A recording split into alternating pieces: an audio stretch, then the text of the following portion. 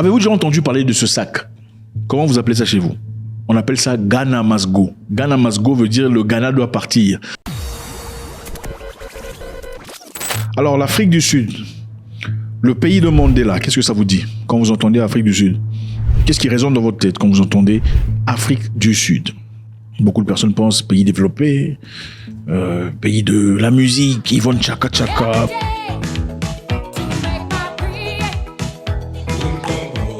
Brenda Fassie. Beaucoup pensent à un pays des révolutionnaires comme Julius Malema, Nelson Mandela. Nelson Mandela. C'est vrai que Nelson Mandela est quand même pas assez reconnu comme certaines personnes le voudraient. Certaines personnes pensent que Mandela a vendu son pays entre les mains des Blancs parce qu'il n'a pas retiré l'argent, il n'a pas retiré les terres. Jusqu'à présent, les terres appartiennent aux Blancs sud-africains et pas aux Noirs, malheureusement. Qu'est-ce que vous pensez quand vous entendez Afrique du Sud? Certaines personnes, évidemment, pensent à la xénophobie, le sentiment de haine à l'égard d'autres Africains, chose qui est déplorable. Évidemment, dans plusieurs instances, en 2008, il y a eu xénophobie en Afrique du Sud. Beaucoup de personnes ont perdu leur existence. En 2010, en 2014, et c'est une honte de voir un pays frère africain faire ça à d'autres pays africains. On va essayer de comprendre. Est-ce que les Sud-Africains sont xénophobes? Sont-ils xénophobes? Faut-il leur en vouloir? Faut-il en vouloir aux Sud-Africains de vouloir rester seuls dans leur pays? Évidemment, quand ils ont leur projet de jeter dehors des étrangers, généralement, en parlant d'étrangers, on parle ici des Noirs. Les étrangers, on ne calcule jamais les Blancs, hein. Les Blancs, étrangers, Allemands, Espagnols, Anglais, qui partent vivre en Afrique du Sud sans essentiellement avoir les papiers conformes. Là, on ne le considère pas comme étranger. Ce qu'on considère comme étrangers sont généralement des Nigérians qu'on traite de dealers de drogue, de trafiqueurs d'humains et des Zimbabwéens qu'on traite des bandits, des voyous, des braqueurs, tout le bazar. Mais jamais vous entendrez dire qu'il y a les Blancs qui sont aussi illégaux, qui doivent quitter. Jamais vous entendrez les Sud-Africains déplorer la présence des Chinois, qui très souvent sont aussi illégaux.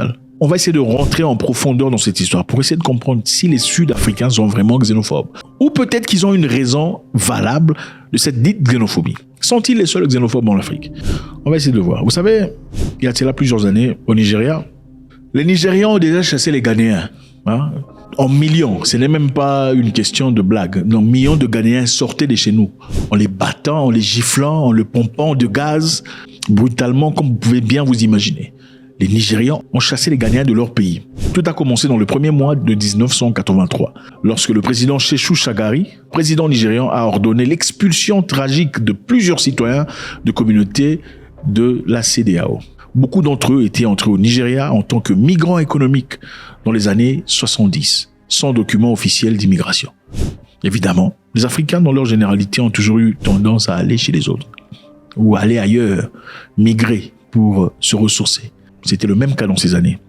Les Ghanéens travaillaient dans des différentes industries, comme ouvriers, commerçants, artisans, enseignants, architectes, avocats, médecins. Mais pour la plupart des cas, les Ghanéens travaillaient dans des secteurs où les Nigérians ne voulaient pas travailler. Alors pourquoi les Ghanéens sont partis au Nigeria, vous vous demandez? C'est parce qu'au Nigeria, à l'époque, il y avait flux de pétrole. Ils venaient à peine de découvrir des ressources presque intarissables de pétrole à l'époque. Alors le jeune pays Nigeria, à l'époque, pouvait produire et s'enrichir. Et avec tout ce qu'il y avait comme nouvelles entreprises qui venaient de l'Europe et des États-Unis, on avait besoin de travailleurs. Et comme on avait besoin de travailleurs, dans certains secteurs, les Nigérians se sentaient un peu trop fiers de travailler. Balayer, par exemple, nettoyer. C'est là que les Ghanéens ont quitté le Ghana. Des millions de Ghanéens se sont dirigés vers le Nigeria pour trouver de l'emploi. Et ont commencé à travailler. Ceci s'est passé tellement bien à l'époque. Il y avait beaucoup de Ghanéens au Nigeria, en millions, où on disait que chaque famille au Ghana avait un membre de famille au moins travaillant au Nigeria à l'époque. C'est comme ça que c'était. Mais malheureusement, pour eux, cette gloire n'était pas une gloire éternelle.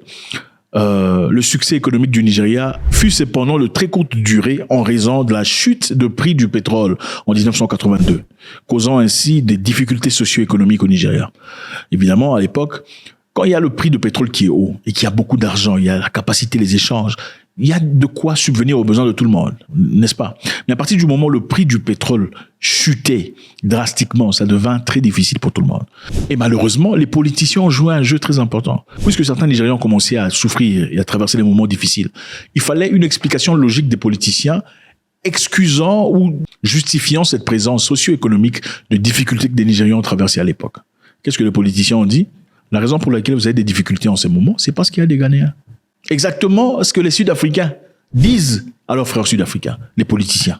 Qu'est-ce qu'ils disent aux Sud-Africains? La raison pour laquelle vous n'êtes pas bien, vous n'avez pas de boulot, c'est parce que les étrangers sont là. C'est exactement ce que le Nigeria a fait à l'époque. Qu'est-ce qui s'est passé? La population a été fâchée.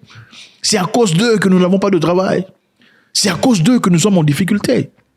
Et le président s'est prononcé disant, écoutez, vous avez 2 semaines pour quitter le pays. En 2 semaines, si vous ne quittez pas le pays, vous aurez des sérieux problèmes. We ask them to leave within 2 weeks.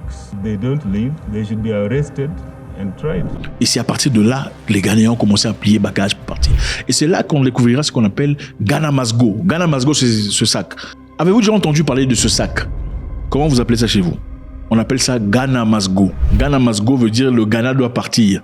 Ghana Must Go, c'est le sac à travers lequel les Ghanéens ont mis leurs bagages pour quitter le pays. Ghana Must Go. Les Ghanéens se sont démerdés pour quitter. Et malheureusement, comme la police voulait qu'ils partent très rapidement, on a commencé à les tabasser. On les a pompés de gaz.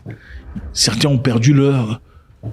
C'est ça s'est passé au Nigeria, c'était pas en Afrique du Sud. C'est au Nigeria qu'on a fait ça. Le politicien, évidemment, au lieu de réaliser ou de dire, OK, on a mal géré le pays, on a mangé l'argent, on a été corrompu, on a donné l'argent à nos 3e femmes et à nos frères, des opportunités. Ils ont dit que la raison pour laquelle vous souffrez, ce n'est pas nous, c'est parce qu'il y a beaucoup trop de Ghanéens ici. Beaucoup de Ghanéens ont essayé de partir. Pour certains Ghanéens assez chanceux, ils ont eu l'opportunité de prendre l'avion qui était envoyé par le gouvernement ghanéen pour le rapatrier au Ghana. D'autres Ghanéens, malheureusement, ont dû traverser vers le Bénin. Et à la frontière du Bénin, le Bénin a refusé d'ouvrir la frontière. Parce que le Bénin, évidemment, aussi ne voulait pas recevoir tout le monde dans son pays. Et c'était très difficile. Beaucoup ont perdu leur vie en ce moment-là. Beaucoup ont essayé de nager. Oui, beaucoup ont essayé de traverser un bateau. Ils se sont noyés. Ce n'était pas en Afrique du Sud. C'était au Nigeria. Et avant que le Nigeria ne le fasse, le Ghana l'avait fait au Nigeria à l'époque. À l'époque où le Ghana était premier producteur de cacao, à sa découverte. Beaucoup de personnes considèrent l'expulsion des Ghanéens au Nigeria comme une répression, une représaille à l'expulsion des immigrants nigériens en 1969. En novembre de la même année, Kofi Abreba Bousia, alors premier ministre du Ghana, a exigé l'expulsion des migrants nigérians pour des raisons telles que la préoccupation économique et la xénophobie. Donc les Ghanéens ont aussi expulsé les Nigérians. À l'époque, pourquoi? Parce qu'à l'époque, le Ghana était en train de fleurir avec le coco, le cacao. Ils se faisaient beaucoup d'argent, la vie était belle. Alors, est-ce qu'on peut dire que les Sud-Africains sont xénophobes? S'ils sont xénophobes, c'est-à-dire qu'ils ne sont pas xénophobes seuls?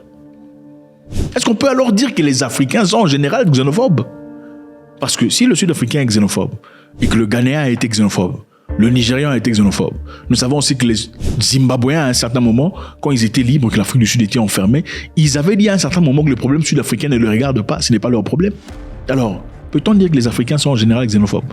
Quand leur pays est en train de fleurir, c'est-à-dire quand votre pays fait de l'argent, quand la vie est belle chez vous, vous ne voulez pas des étrangers. Non, imaginez-vous, c'est simple. Imaginez-vous, vous avez une belle maison, une très grosse voiture, beaucoup d'argent. Le voisin d'à côté ou l'enfant du voisin, bizarre, là, vient chez vous. Vous faites quoi? Toi, sors, n'est-ce pas? N'est-ce pas ou pas? C'est ça la mentalité. Sors! Vous voulez qui? Vous voulez des gens qui vous ressemblent. Des gens à votre niveau. N'est-ce pas la même mentalité qu'on apporte jusqu'au niveau de pays aujourd'hui? On est traité de xénophobes parce qu'on veut bénéficier de ce qui nous appartient. Donc, je ne suis en rien partisan ou fanatique de voir un Africain maltraiter un autre Africain pour quelconque raison.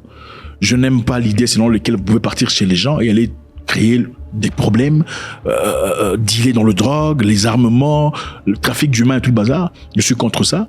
Je pense que, bien que je sois contre ça, je ne suis pas non plus en train de soutenir l'idée selon laquelle, puisqu'une personne est vendeur de drogue, il faut le tuer, il faut le maltraiter. Il faut évidemment faire usage de la police et de la justice. Mais est-ce qu'on peut dire que ces gens-là sont xénophobes? Il faut les haïr, parce que beaucoup aussi n'aiment pas ces gens-là. Ont-ils raison de défendre leur pays? Puisque, bon, évidemment, les statistiques démontrent que beaucoup de Nigérians qui vont en Afrique du Sud sont impliqués dans beaucoup d'histoires négatives. la drogue, les armes, la manipulation d'argent et beaucoup d'autres choses. Ont-ils raison de ne pas les aimer?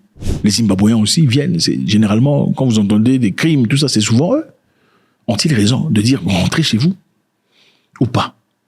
Pouvons dire aujourd'hui, pour finir, que les Africains sont xénophobes en général, si leur pays est en train de fleurir ou pas?